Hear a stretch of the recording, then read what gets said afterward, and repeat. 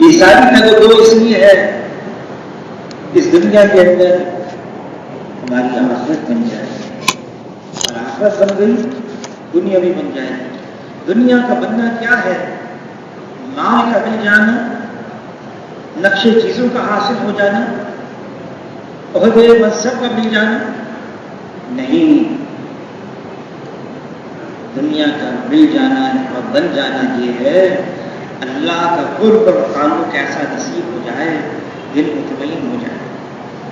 فرمایا مال کا ہونا غنا نہیں ہے، غنا تو دل کا غنی ہونا ہے، دل مطمئن ہو گیا۔ اس دنیا کی زندگی میں حالات آئیں گے اور بہت آئیں گے، اللہ کی طرف متوجہ رہنا، کبھی بھی اپنے زور بازو پر اعتماد نہ ہو،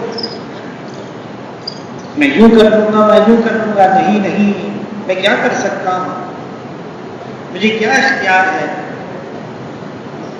حضور صلی اللہ علیہ وسلم نے صحابہ کرام کی ایسی تربیت فرمائی، کوئی حال ہے اللہ کی طرف متوجہ، مانگو اللہ سے، جوتے کا تسمہ ٹوٹ جائے یہ بھی اللہ سے مانگو، گھر میں نمک کی ڈلی نہیں یہ بھی اللہ سے مانگو، دینے والی ذات اللہ کی ہے، اور اللہ دیتے ہیں اپنے فضل سے، اپنے کرم سے، غیر استحقاق کے۔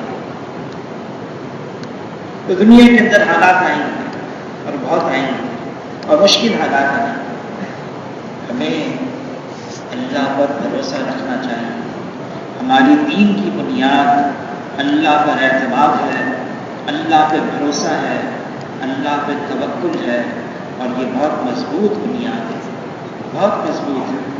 اللہ تعالیٰ کلام پاک میں فرما رہے ہیں الیس اللہ بکاف عبدہ، کیا میں بندے کے لیے کافی نہیں ہوں؟ اللہ ہمارے لیے کافی ہے۔ ہوتا کیا ہے، نگاہ اللہ سے ہٹ کر ادھر ادھر چلی جاتی ہے۔ جب اللہ سے نگاہ ہٹ گئی، اللہ کی مدد ہٹ گئی، حنین کے اندر 12,000 ہیں، حضور صلی اللہ علیہ وسلم ساتھ ہیں، مقابلہ ہے 4,000 سے، بس زبان پر یہ بات آ گئی، ہمیشہ ہماری تعداد کم ہوتی، ان کی تعداد زیادہ ہوتی، پھر بھی ہم غالب آتے۔ اب تو ہماری تعداد بہت زیادہ ہے اور ان کی تعداد بہت کم ہے۔ اللہ نے اس کا تذکرہ کیا کلام پاک، تو جو تتر بتر ہو گئے، حضور صلی اللہ علیہ وسلم اپنے سفید خچر پر بلبل، دیکھا صحابہ ادھر ادھر بھاگ رہے ہیں، عباس رضی اللہ عنہ سے فرمایا آواز لگاؤ، میں مطلب کی اولاد میں سے ہوں، میں نبی ہوں، میں سچا ہوں، آواز لگاؤ، جمع کراؤ ان کو۔ اس آواز پر جمع تو ہوئی لیکن بڑی تھوڑی تعداد تھی۔ حاجی عبد الوہاب صاحب رحمۃ اللہ فرمانے لگے زیادہ سے زیادہ 100 ہو ان کی تعداد، لیکن اللہ نے ان پر فتح دے دی، امت کو ایک سبق دیا، کبھی زور بازو پر اعتماد نہ ہو، ہماری تعداد زیادہ ہے، ہم یوں کر لیں گے، ہم یوں کر لیں گے، نہیں، ہم کیا کر سکتے ہیں، ہمارا اعتماد صرف اللہ پر ہے، اللہ کی قوت، اللہ کی طاقت، اللہ کی قدرت اتنی زبردست ہے، کوئی اللہ کو عاجز کر نہیں سکتا، نہ زمین پر نہ آسمان پر۔ ہاں اللہ نے مخلوق بنائی ہے، طرح طرح کی مخلوقات، ظاہری شکل میں بڑی طاقتور مخلوق بھی بنائی ہے، بڑی زوراور بھی، بڑی کتابر بھی، بڑی فوجدار بھی اللہ نے ایسی مخلوق بنائی، لیکن مخلوق مخلوق ہے اور اللہ کے سامنے اس کی کوئی حیثیت نہیں۔ جیسے مخلوق وجود میں آنے کے لیے اللہ کی محتاج ہے، ایسی مخلوق بھی استعمال ہونے میں اللہ کی محتاج ہے۔ جو مخلوق چاہے گی وہ نہیں ہوگا، جو اللہ چاہے وہ ہو. مخلوق کا چاہنا محض چاہنا ہے اور اللہ کا چاہنا ہو جانا ہے، اور اللہ کی چاہت ہر چیز پر قادر ہے. کوئی اللہ کے آگے کھڑے ہو کر دم نہیں مار سکتا، کوئی اللہ کے آگے حکم نہیں چلا سکتا، کوئی اللہ کے سامنے پر نہیں مار سکتا. مخلوق کی اللہ کے یہاں کوئی حیثیت نہیں. مخلوق محتاج ہے اور اللہ تعالیٰ اپنے کرنے میں کسی کی بھی کوئی احتیاج کسی وقت بھی نہیں رکھتا. کائنات کے ذرے ذرے پر اللہ کا قبضہ ہے، تمام مخلوقات پر اللہ کا کلی اختیار اور کامل تصرف حاصل ہے. سب اللہ کے محتاج ہیں اور اللہ کسی کا محتاج ہے. دنیا کی تمام حکومتوں پر، دنیا کی تمام سلطنتوں پر، دنیا کی تمام بادشاہتوں پر ایک اللہ کی بادشاہت ہے. فیصلہ اللہ کا ہے، حکم اللہ کا ہے اور غلبہ اللہ کا ہے. اس مخلوق کو اللہ نے بنایا ہے. پھر وقت آئے گا اللہ تعالیٰ سبھی مخلوقات کو ختم کر دیں گے. سب مخلوقات ختم، یہاں تک کہ فرشتوں کو بھی موت آئے گی. جبرائیل علیہ السلام، میکائیل علیہ السلام، اسرافیل علیہ السلام، اسرائیل علیہ السلام، سب کو موت آنا ہے. کوئی مخلوق باقی نہ رہے گی. اللہ تعالیٰ سوال کریں گے لمن الملک اليوم، آج کس کی بادشاہت ہے؟ کوئی جواب دینے والا بھی نہیں ہوگا. پھر اللہ خود فرمائیں گے للہ الواحد القہار، ایک اللہ کی بادشاہت ہے، سب کو فنا ہے، باقی رہنے والی ذات اللہ ہے. دھوکہ لگ جاتا ہے. فرعون کہنے لگا یہ ملک مصر میرا ہے، باغات میرے، نہرات میرے، یہ نہریں میری. بادشاہ تھا اور کیا نعرہ لگایا؟ میں سب سے بڑا ہوں، انا ربکم الاعلی. اللہ تعالیٰ نے فوراً نہیں پکڑا. موسیٰ علیہ السلام، ہارون علیہ السلام کو بھیجا، سمجھاؤ. دھوکے میں آ گیا ہے، مان کے نہ دیا. چند ڈبکیاں پانی میں عقل ٹھکانے آ گئی، چند ڈبکیاں. اب کہنے لگا میں ایمان لے آیا موسیٰ اور ہارون کے رب پر، میں رب العالمین پر ایمان لے آیا. پانی تو سر کے اوپر سے گزر چکا. کون اللہ کا مقابل بنے گا؟ کون جرت کرتا ہے؟ دھوکہ. ایک صاحب تھے اور اس نے بہت بڑا پانی کا جہاز عالی شان بنایا. 80,000 مزدور، کئی مہینے آئرن سے چلنا تھا، بحر اوقیانوس پار کر کے اور شمالی امریکہ میں پہنچنا تھا. تیار ہو گیا، کئی مہینے لگے. ایسا عالیشان جہاز پانی کا. اسے پوچھا یہ پانی کا جہاز آپ نے بنایا کتنا محفوظ ہے؟ معاذ اللہ معاذ اللہ کہنے لگا تو خدا بھی اس کو نہیں ڈبو سکتا.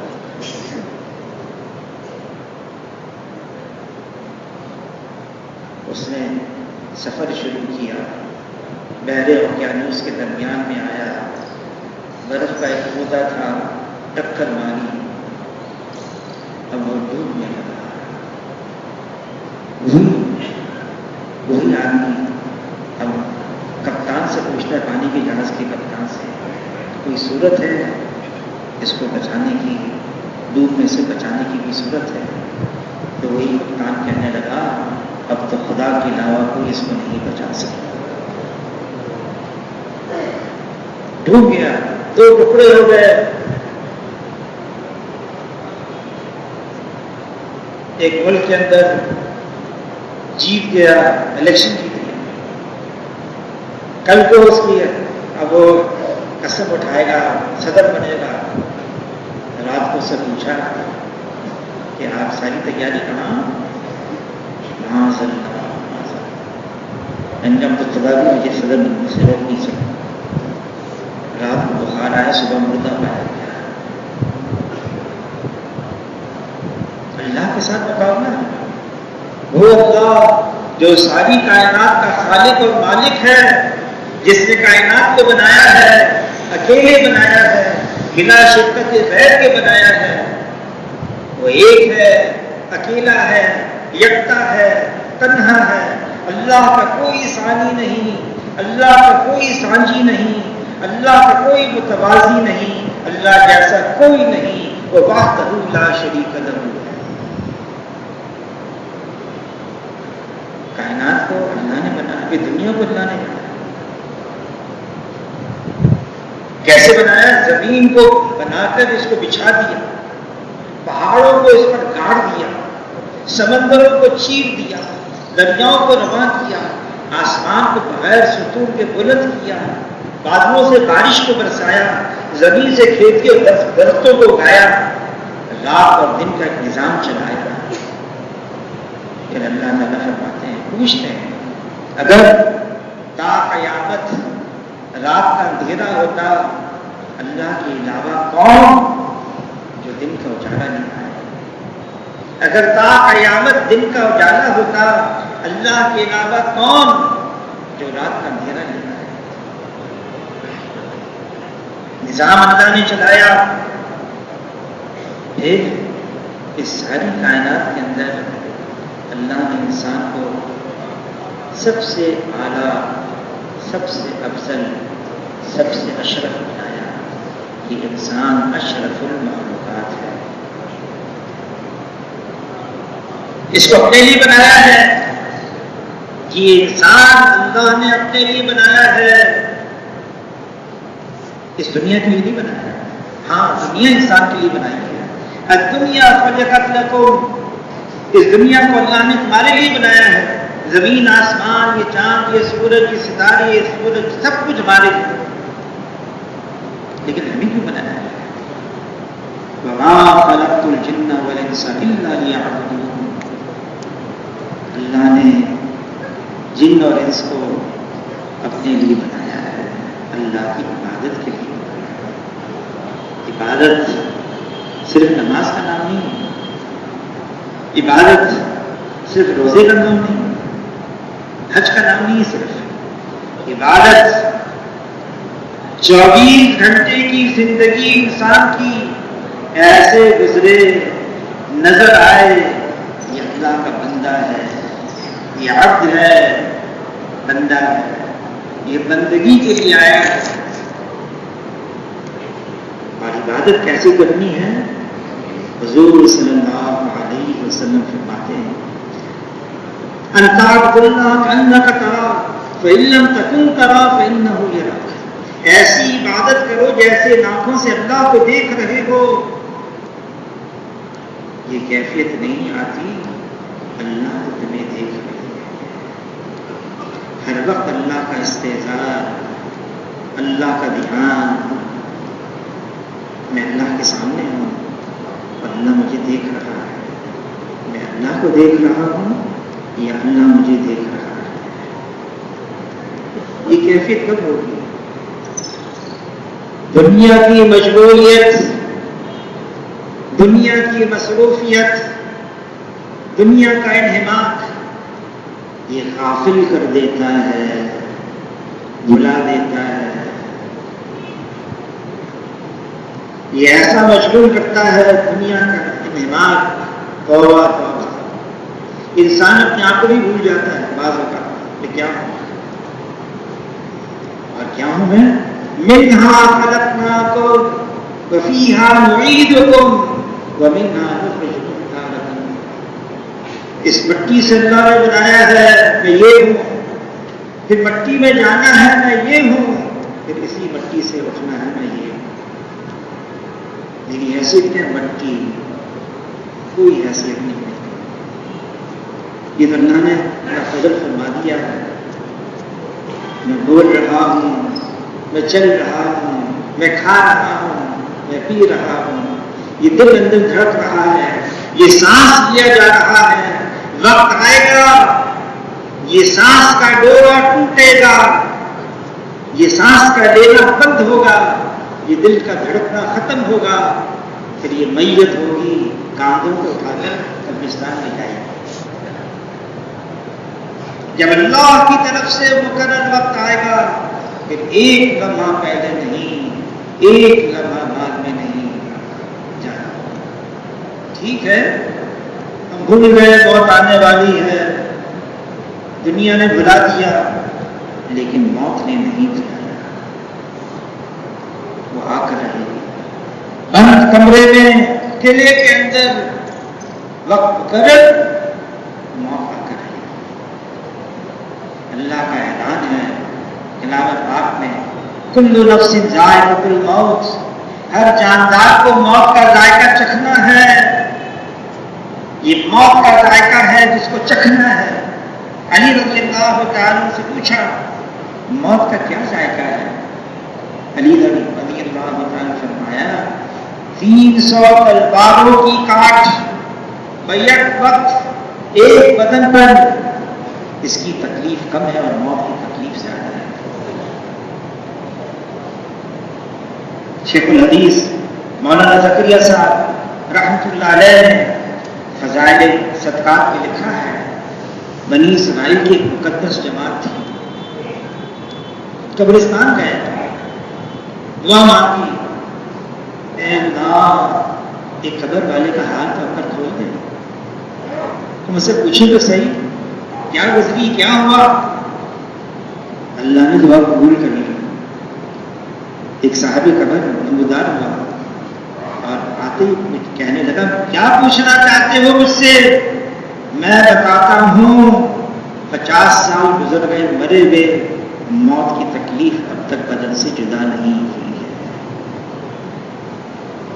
عائشہ رضی اللہ تعالیٰ عنہ فرماتی ہے حضور صلی اللہ علیہ وسلم کا دنیا سے پردہ فرمانے کا وقت قریب ہے، سرہانے پانی کا پیالہ رکھا ہوا ہے، حضور صلی اللہ علیہ وسلم اپنا دست مبارک پانی کے پیالے میں ڈالتے ہیں، چہرے پر ملتے ہیں، فرماتے ہیں اے اللہ موت کی تکلیف مجھ پر آسان فرما دے۔ حضور صلی اللہ علیہ وسلم فرماتے ہیں اس کا مفہوم ہے جتنا تمہیں معلوم ہے موت کے بارے میں، اگر جانوروں کو پتہ چل جاتا، تمہیں کوئی تربا جانور نہ ملتا ذبح کرنے کے لیے، سب ہم سے پتلے اور دبلے ہو جاتے۔ حضور صلی اللہ علیہ وسلم فرماتے ہیں یہ موت کے بعد کی زندگی آتی ہے، برزخ۔ فرمایا اگر تمہیں پتہ چل جائے نا یہ برزخ کی کیا حالات ہیں، تم خوف کے مارے مردوں کا دفنانا چھوڑ دو،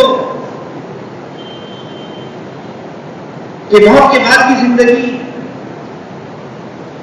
کہانی نہیں ہے۔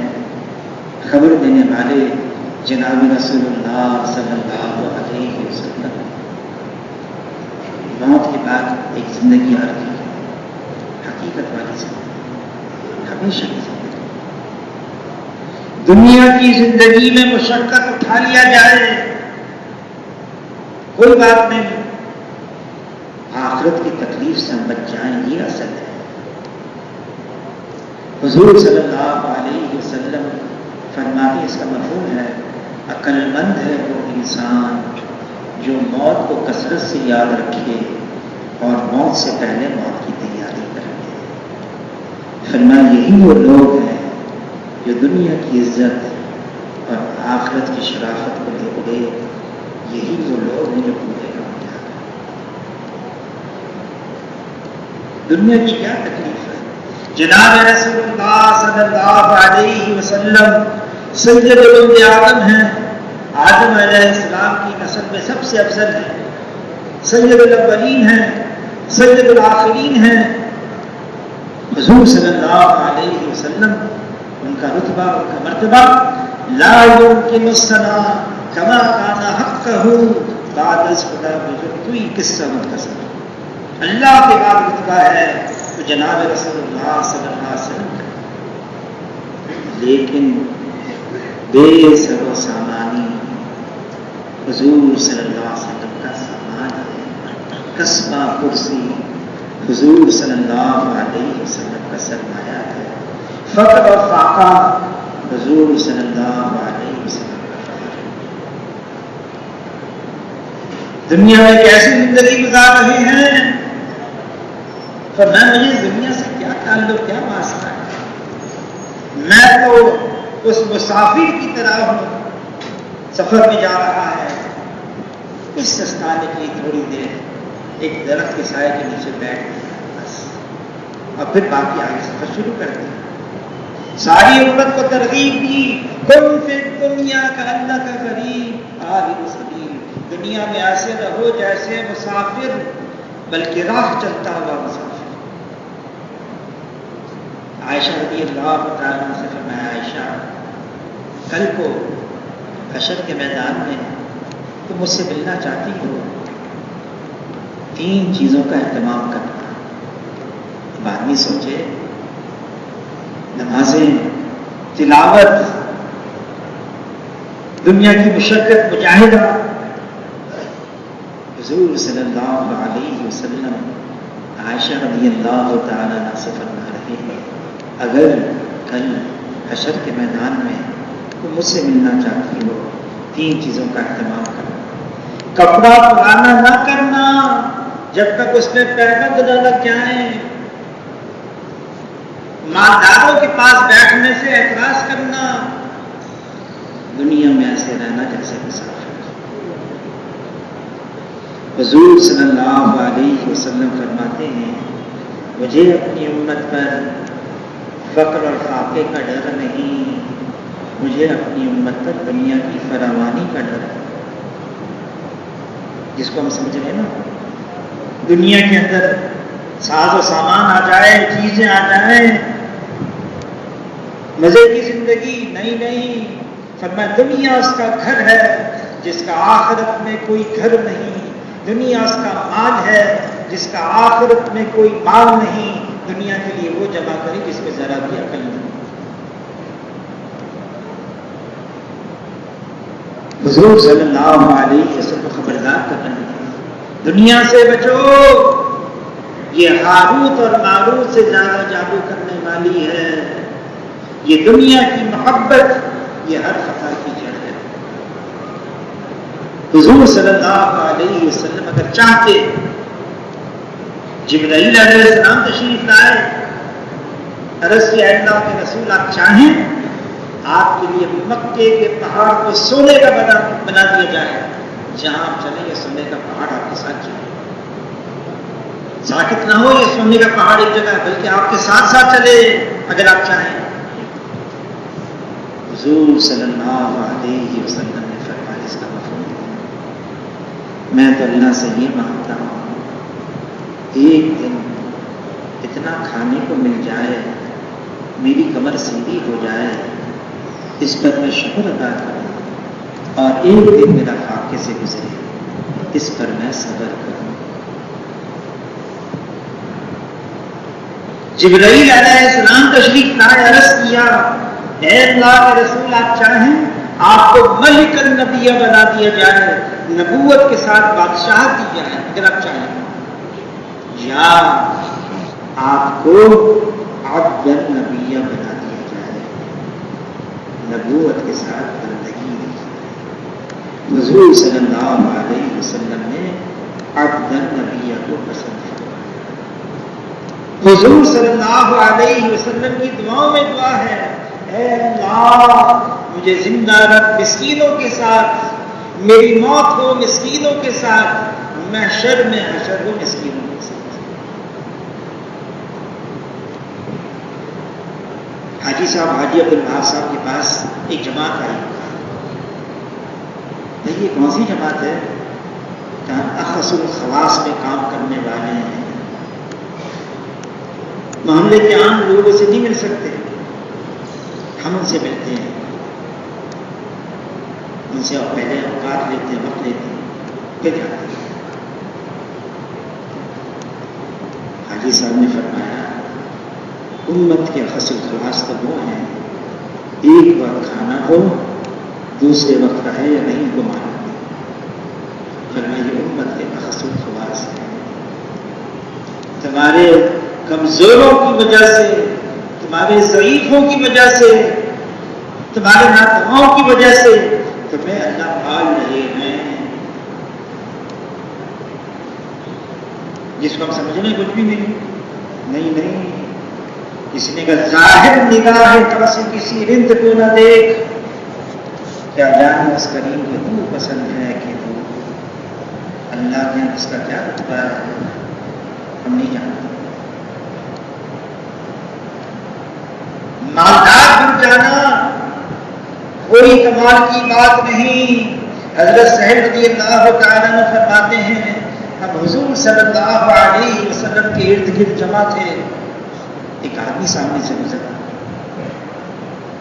بالوں میں کنگھی کی بھی، زرد برد لباس زیادہ کرتا ہوا. پوچھا کون ہے یہ؟ عرض کیا ہے اللہ کے رسول یہ تو معاشرے کے شرفاء میں سے ہے، صاحب حیثیت ہے، مالدار ہے، کسی سے بات کرے ہر ایک اس کی طرف متوجہ ہو جائے، کسی کی سفارش کرے ہر ایک کسی کی سفارش کو پسند کرے، منگنی کا پیغام بھیجے کسی کی یہاں ہر ایک اس کو قبول کر لے. حضور صلی اللہ علیہ وسلم خاموش. تھوڑی دیر میں ایک اور ایک آدمی سامنے سے گزرا، عاجزی، انکساری، پہلے لگی ہوئی چادریں. کون ہے یہ؟ عرض کیا ہے اللہ کے رسول یہ فقراء مسلمین میں سے ہے، فقیر مسلمان ہے. کسی سے بات کرے کوئی اس کی طرف دیکھنا گوارا بھی نہ کرے. فرمایا جس کا مفہوم ہے اگر یہ دنیا اس پہلے جیسے انسان سے بھر جائے تب بھی اللہ کی نگاہ میں دوسرے انسان کی قدر و قیمت ہے. انسان کی قیمت ایمان کی وجہ سے، انسان کی قیمت اس کے اعمال کی وجہ سے، انسان کی قیمت اس کے تقوی کی وجہ سے، مال کی وجہ سے نہیں، نقشے چیزوں کی وجہ سے نہیں، عہدے منصب کی وجہ سے نہیں. اس دنیا کی اللہ کی نگاہ میں مچھر کے پر کے برابر بھی قیمت نہیں ہے. اگر مچھر کے پر کے برابر بھی یہ دنیا اللہ کی نگاہ میں قیمت ہوتی، قیمتی ہوتی، اللہ تعالیٰ کافروں کا ایک گھونٹ پانی بنا دیتا. لیکن کیا ہو گیا؟ ہم نے دنیا کو بڑی چیز سمجھی. فرمایا اس کا مفہوم ہے جب میری امت دنیا کو بڑی چیز سمجھنے لگے گی اسلام کی حیبت اور وقت دلوں سے نکل جائے گی. اسلام کی حیبت اور وقت دلوں سے نکل جائے گی. حضور صلی اللہ علیہ وسلم صحابہ کی جماعت کے ساتھ مدینہ منورہ کی گلیوں میں تشریف لے جا رہے ہیں. اوڑی پر گزر ہوا جہاں تمام شہر کا کچرا ڈالا جاتا ہے، اس کچرے کے ڈھیر کے اوپر ایک مرا ہوا بکری کا بچہ، کان کٹے، دم کٹی ہوئی، پیٹ پھٹا ہوا، بدبو آ رہی ہے، کچرے کے ڈھیر کے اوپر. حضور صلی اللہ علیہ وسلم ٹھہر گئے، متوجہ ہوئے، پوچھا ایک دن کے اندر اس مرے ہوئے بکری کے بچے کو کون خریدے گا؟ عرض کیا ہے اللہ کے رسول آپ خریدنے کی بات کر رہے ہیں، اس کو تو مفتی لے جانے کے لیے تیار نہیں، کچرے کے ڈھیر کے اوپر پھینک کر چلا دیا. فرمایا جس کا مفہوم ہے جیسے یہ مرا ہوا بکری کا بچہ تمہاری نگاہوں میں بے قیمت اور بے حیثیت ہے، یہ ساری کی ساری دنیا اللہ کی نگاہ میں بے قیمت اور بے حیثیت ہے، کوئی قیمت نہیں سمجھے۔ ہاں، اس دنیا کے اندر قیمتی سرمایہ ہے، وہ دین ہے، وہ حضور صلی اللہ علیہ وسلم والے اعمال ہیں، یہ قیمتی سرمایہ ہے۔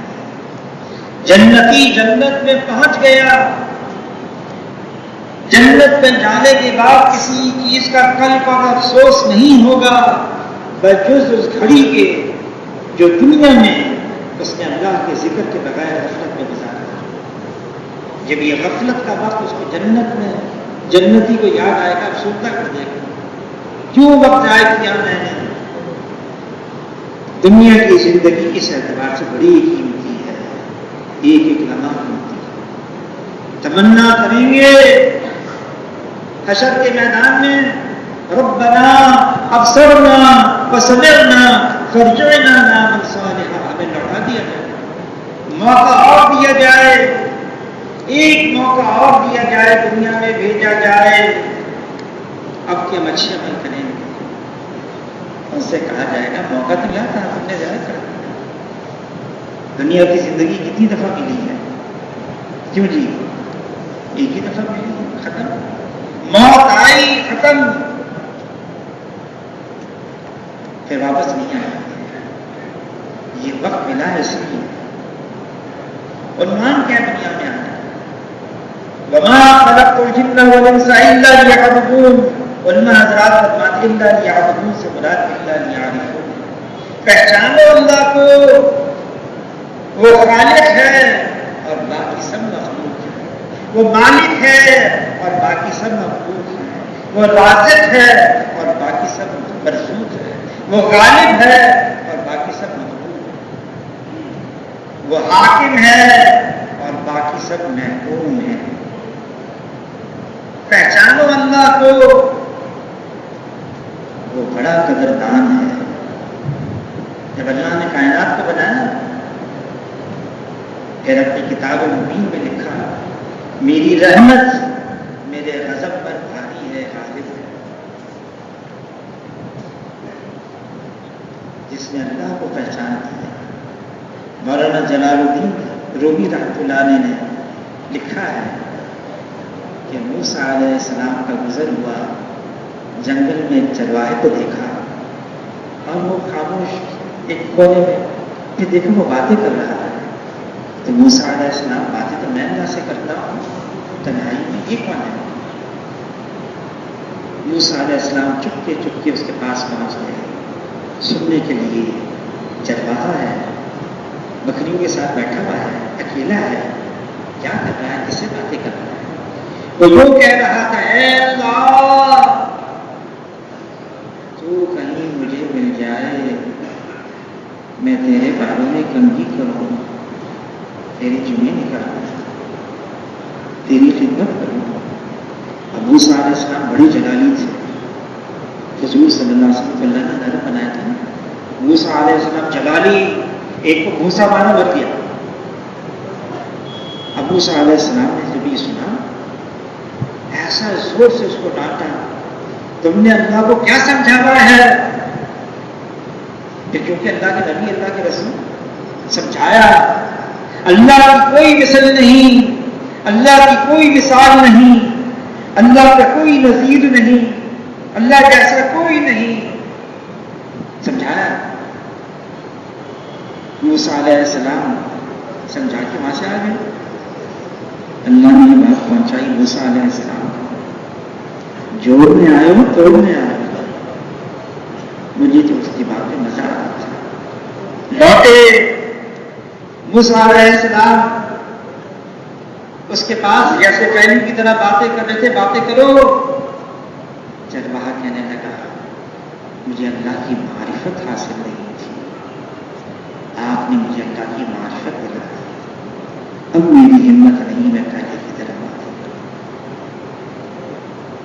وہ بڑا قدردان ہے جو صرف اللہ کا نام لیتا ہے، کبھی محروم نہیں رہتا۔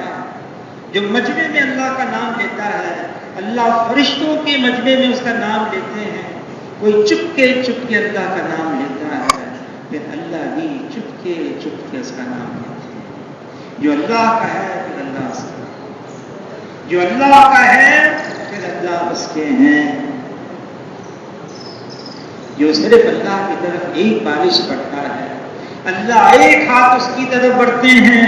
جو ایک ہاتھ اللہ کی طرف بڑھتا ہے اللہ دو ہاتھ اس کی طرف بڑھتے ہیں. کوئی چل کر آتا ہے اللہ کی رحمت دوڑ کر اس کو تھام لیتی ہے.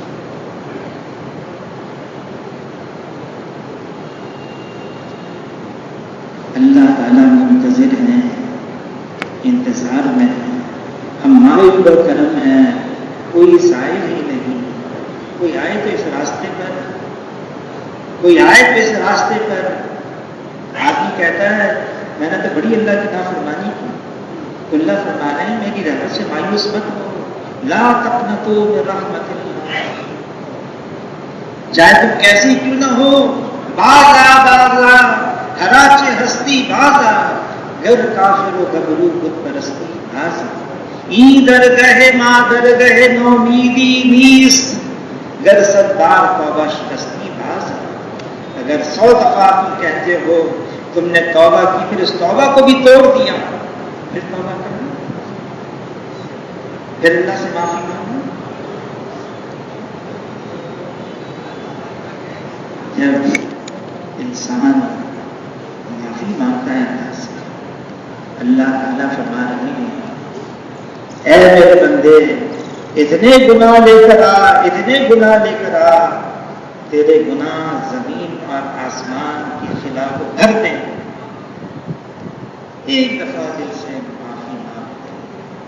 میری عزت کی قسم، میرے جلال کی قسم، میں سارے گناہوں کو بخش دوں ایک لمحے ایک جھٹکے میں، اور مجھے کسی کی کوئی پرواہ نہیں.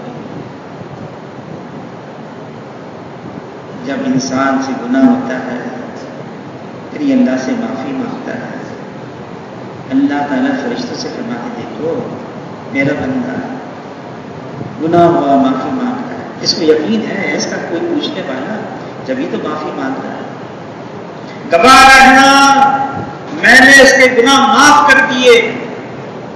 وہ بندہ پھر جاتا ہے، پھر بشریت غالب، نفس اور شیطان، پھر گناہ ہو جاتا ہے. یا اللہ میں نے تو تجھ سے وعدہ کیا، توبہ کی، معافی مانگی، یا اللہ پھر گناہ ہو گیا. اے اللہ اب کہ میں آپ سے پکے دل سے معافی مانگتا ہوں، توبہ تک نہیں کروں تو معاف کر دیں. اللہ تعالیٰ فرشتوں سے فرماتے دیکھو اس نے معافی مانگی تھی، میں نے معاف بھی کیا تھا، پھر گناہ ہو گیا، پھر معافی مانگنا. گواہ رہنا میں نے اس کو پھر معاف کر دیا. وہ بندہ پھر جاتا ہے، ماحول، فطرت، بشریت، گناہ پھر ہو جاتا ہے، یا اللہ پھر ہو گیا. اللہ تعالیٰ فرشتوں سے فرماتے ہیں گواہ رہنا یہ گناہ کرتے کرتے معافی مانگتے مانگتے تھک جائے گا، اور میں اللہ اس کو معاف کرتے کرتے کبھی نہیں تھکوں گا. اللہ کو ایسا معاف کرنے والا آئے کوئی اس راستے پر، اللہ تعالیٰ صرف گناہ معاف نہیں کرتے بلکہ اللہ سے محبت بھی کرتے ہیں، اس سے محبت بھی کرنے لگتے ہیں. بس یہ ہے ہم پکا عزم کر لیں. علی رضی اللہ تعالیٰ عنہ فرماتے نہیں نازل ہوتی کوئی بلا مگر بسبب گناہ کے، اور نہیں ٹلتی کوئی بلا مگر بسبب توبہ کے. جس نے سچے دل سے توبہ کر لی وہ ایسا ہو گیا جیسے اس نے گناہ کیا ہی نہیں. اس کے مضر اثرات بھی اللہ ظاہر کر دیتے ہیں. حالات آتے اس لیے ہیں ہم اللہ کی طرف متوجہ ہو جائیں، اللہ سے معافی مانگیں. فرمایا اللہ تعالیٰ نے حضور صلی اللہ علیہ وسلم سے جب تک آپ کی امت، آپ بس نفس نفیس امت میں موجود ہیں کوئی وہی عذاب نہیں آئے، یا جب تک کہ امت استغفار کرتی رہے کوئی عمومی عذاب نہیں آئے. ہمارے مسائل کا حل جو استغفار کو لازم قرار دیتا ہے، اللہ تعالیٰ رزق سے، ہر تنگی سے، ہر ہم سے، ہر غم سے راہیں نکالتے ہیں. اور ایسی جگہ سے روزی عطا فرماتے ہیں جہاں سے وہم و گمان بھی نہیں ہوتا۔ رجوع الی اللہ، اللہ کی طرف متوجہ ہو جانا، گویا کہ اللہ کی رحمت کی طرف متوجہ ہو جانا۔ یہ سارا نظام اللہ کے قبضے میں ہے۔ کون ہمارے حالات بدل سکتا ہے؟ صرف اللہ، اور اس کے علاوہ کوئی نہیں ہے، کوئی نہیں۔ ہم اللہ سے مانگیں، مانگنا کہا ہے مانگو، مانگنے والے سے اللہ خوش ہوتے ہیں، نہ مانگنے والے سے اللہ ناراض ہو جاتے ہیں۔ مانگیں، ہر چیز مانگے، ہدایت بھی مانگیں اور اللہ سے عافیت بھی مانگیں، اپنے حالات بھی مانگیں۔ اے اللہ حالات رحمت نازل فرما، ہمیں مشکلات سے نکال دے، اور اللہ تعالیٰ سے جو مانگتے ہیں اللہ پھر کر بھی دیتے ہیں۔ اللہ کے لیے کوئی مشکل نہیں۔ ہمارا مسئلہ یہ ہے اللہ کی طرف متوجہ ہو جائے، اللہ سے مانگیں، اور جب مانگیں گے اللہ ہمارے حالات بتائیں۔ صرف یہ ہے نا امید نہ ہو، مایوس نہ ہو، ایسی مایوسی اللہ کو پسند نہیں ہے۔ وہ امید رہیں، اچھا وقت ضرور آئے گا، اور یہ سارے جمع بھی ہو جائیں۔ حضور صلی اللہ علیہ وسلم فرماتے ہیں سارے جمع ہو جائیں، نقصان پہنچانا چاہیں نہیں پہنچا سکتے مگر وہ جو اللہ نے مقدر میں لکھا ہے، اور سارے جمع ہو جائیں، نفع پہنچانا چاہیں نہیں پہنچا سکتے مگر وہ جو اللہ نے مقدر میں لکھا ہے۔ تقدیر کا قلم ہر اس چیز کو لکھ چکا ہے جو ہونا ہے، پھر قلم اٹھا لیے گئے، صحیفے خشک ہو گئے، جو ہونا ہے سو ہونا ہے۔